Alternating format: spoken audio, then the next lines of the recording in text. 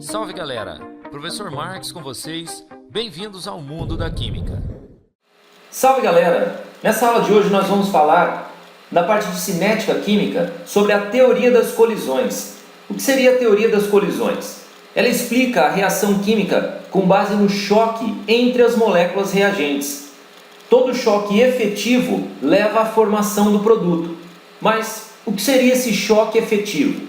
Choque efetivo é aquele que ocorre com orientação espacial favorável e com energia suficiente para a formação do complexo ativado. Mas o que é esse complexo ativado? Complexo ativado é uma molécula intermediária de alta energia. Ela está entre o reagente e o produto. As ligações dos reagentes estão se quebrando e as ligações dos produtos se formando, mas não acabou uma coisa e nem outra, por isso essa molécula é extremamente energética. A energia que eu preciso fornecer para que os reagentes formem o complexo ativado é chamada energia de ativação. Quanto maior essa energia de ativação, mais difícil da reação ocorrer. Quanto menor, obviamente, mais rápida será a reação. Mas o que seria essa orientação espacial favorável? Orientação espacial favorável é aquela onde eu tenho as moléculas se chocando de forma que os átomos que estarão unidos no produto se choquem diretamente, como por exemplo nesse choque.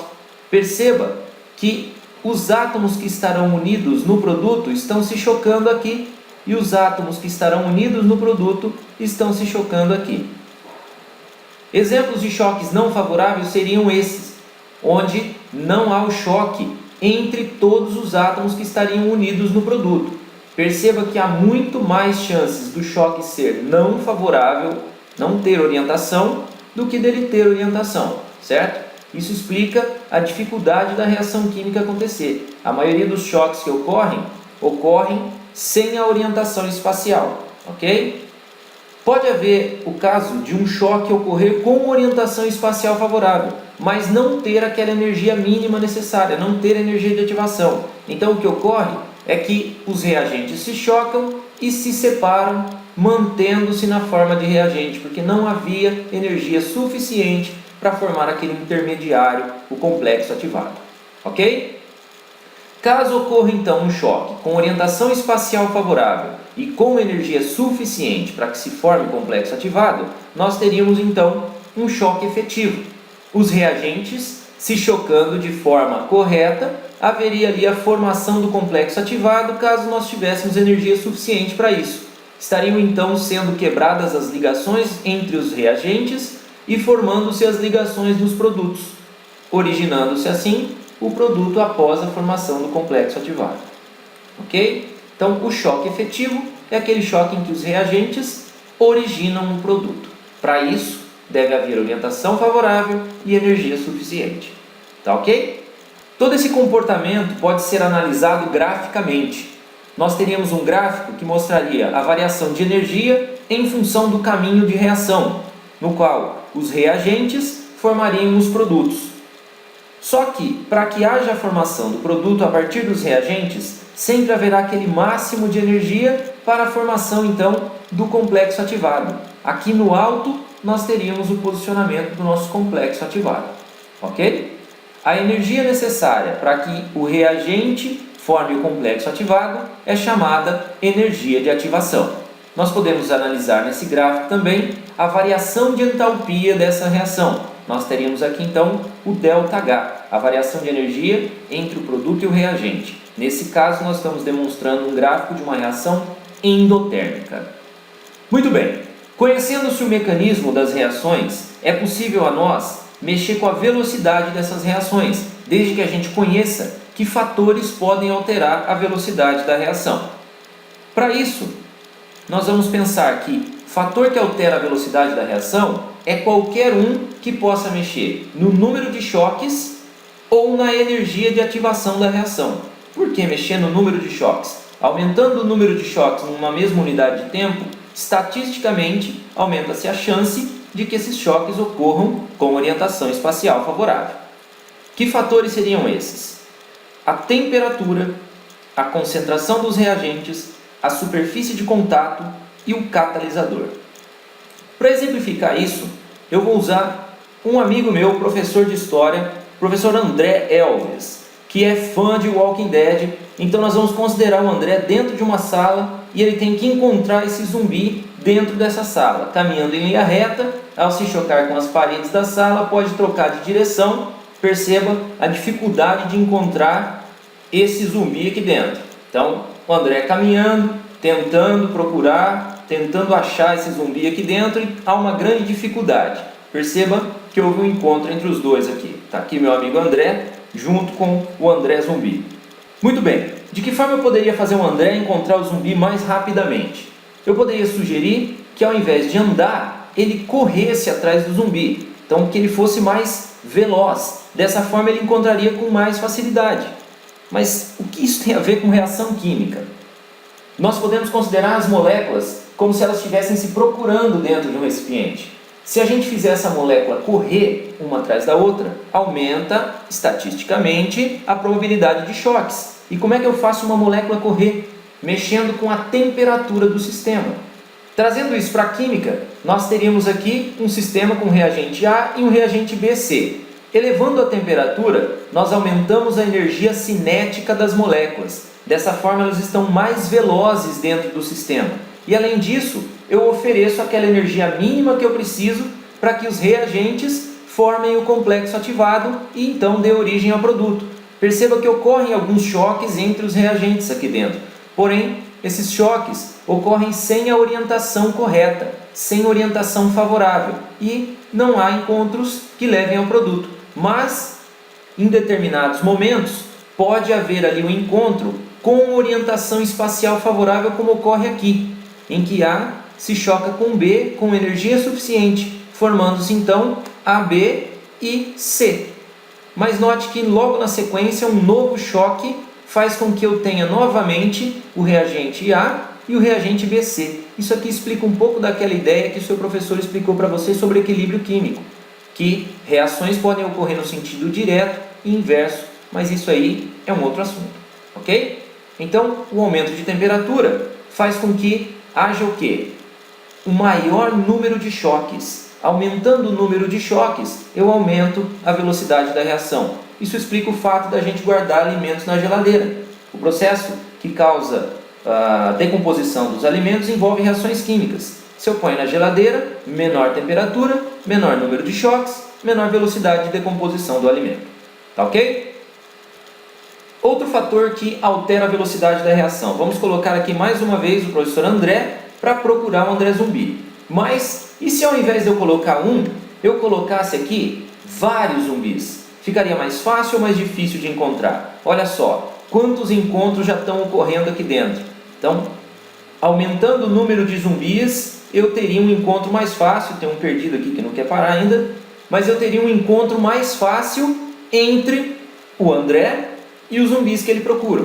O que isso tem a ver com reação química? Isso tem a ver com a concentração dos reagentes. Quanto mais moléculas eu colocar dentro de um sistema, maiores serão as chances de que hajam choques com orientação espacial favorável e com energia suficiente para a formação do complexo ativado, como ocorre nesse choque que você está vendo.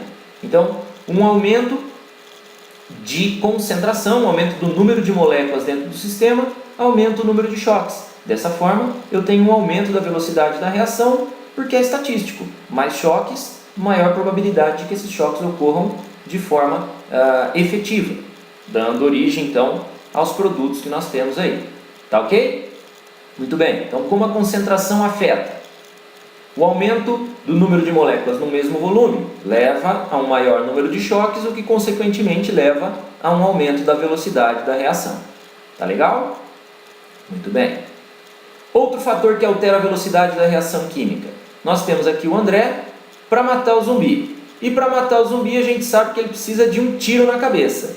Então o zumbi vem vindo para cima, um tiro na perna, um tiro no peito. Então o contato com o zumbi é muito limitado.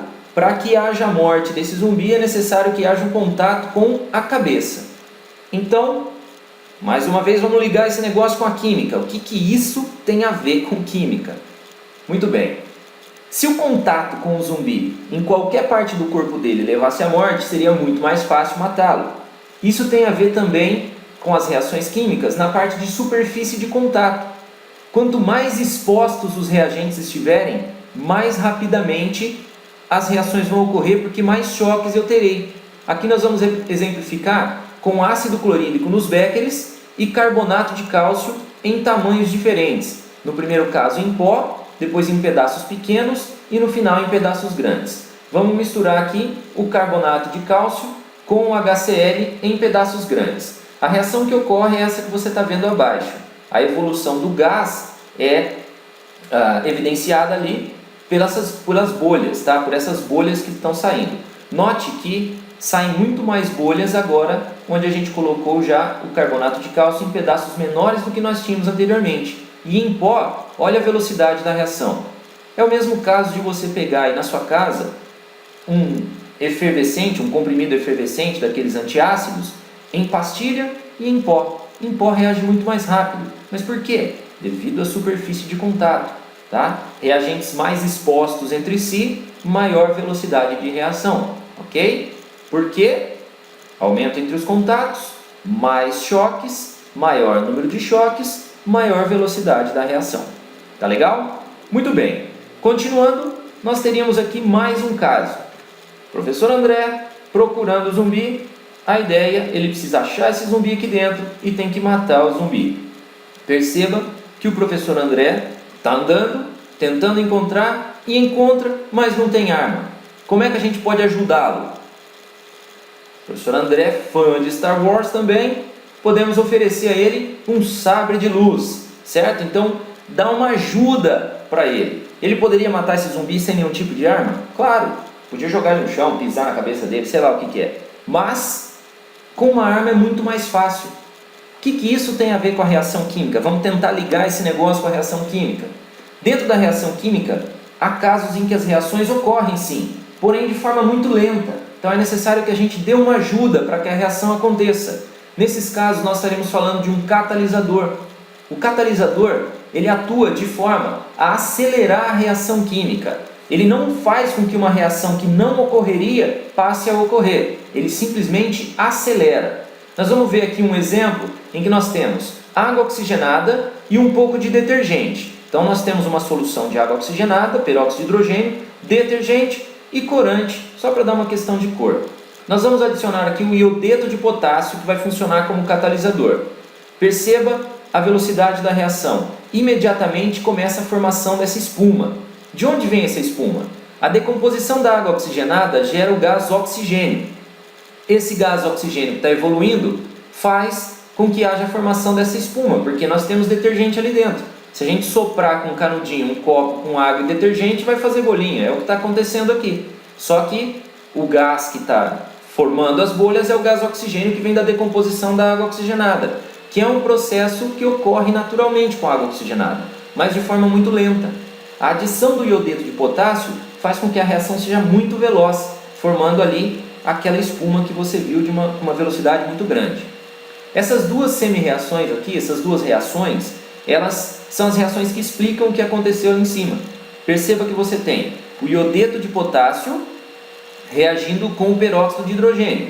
Forma-se aqui um intermediário da reação. Perceba que ele é formado aqui e consumido aqui, ó. Então, se eu fizer a soma dessas reações, eu vou perceber que ele não aparece, porque ele é formado e consumido. Assim como o catalisador, que eu coloco no início, mas tem a sua regeneração ao final. Somando essas duas equações, nós teríamos simplesmente a decomposição da água oxigenada em duas moléculas de água oxigenada, formando duas moléculas de água mais uma molécula de oxigênio, ok? Então, o KIO seria o intermediário da reação, formado numa etapa, consumido na outra. O catalisador, ele entra na reação e sai da mesma forma com que entrou. Ele não será consumido, tá ok? Então, o catalisador é aquela substância química que age diminuindo a energia de ativação da reação. Faz com que a reação aconteça de uma forma mais rápida, ok? Por quê? Forma um complexo ativado diferente, de menor energia de ativação. Lembre-se, ele participa da reação, porém não é consumido por ser regenerado numa das etapas. Lá na sua aula de biologia você ouviu falar muito sobre enzimas. Enzimas são catalisadores naturais. são catalisadores biológicos, que permitem que reações no nosso organismo ocorram de forma mais rápida. Não significa que elas não ocorreriam. Sim, elas ocorreriam, mas a enzima permite que a reação tenha uma velocidade maior, ok? Então, catalisador é uma substância química que diminui a energia de ativação da reação e dessa forma aumenta a sua velocidade. Tá legal? Graficamente nós podemos ver o comportamento de um catalisador. Nós temos um reagente gerando um produto. Lembre-se que nós vamos ter sempre um máximo de energia, onde se encontra lá o nosso complexo ativado. Eu estou mostrando para você nesse primeiro caminho a reação sem catalisador. A energia para que o reagente forme o complexo ativado é chamada de energia de ativação. O que o catalisador faz é oferecer um novo caminho para a reação acontecer. E nesse novo caminho, a energia de ativação é menor. Tá? Nós teríamos aqui uma menor energia de ativação e a formação de um novo complexo ativado, que é diferente do complexo ativado formado na reação não catalisada. Como o complexo ativado da reação catalisada tem uma energia menor, a energia para sua formação, então, é menor. Há uma menor energia de ativação, fazendo com que a reação seja mais rápida. Há um atalho para a reação acontecer. Tá legal? Perceba que a presença de um catalisador não altera o ΔH da reação, nem para a reação com catalisador, nem para a reação sem catalisador. O ΔH vai ser o mesmo porque não há variação na energia dos reagentes e dos produtos, e sim na energia do complexo ativado. Tá ok? Relembrando então, como o catalisador atua, ele atua diminuindo a energia de ativação da reação, formando então um complexo ativado de menor energia, o que leva a um aumento da velocidade da reação, porque é mais fácil formar esse complexo ativado. Tá legal? Relembrando, os fatores que alteram a velocidade de uma reação química são temperatura, concentração dos reagentes, superfície de contato dos reagentes e o catalisador. Os três primeiros alteram a velocidade da reação porque mexem no número de choques entre os reagentes. E o catalisador aumenta a velocidade porque diminui a energia de ativação. Tá legal? É isso aí, galera. Um abraço, cuidado na rua e que Deus abençoe as nossas vidas sempre.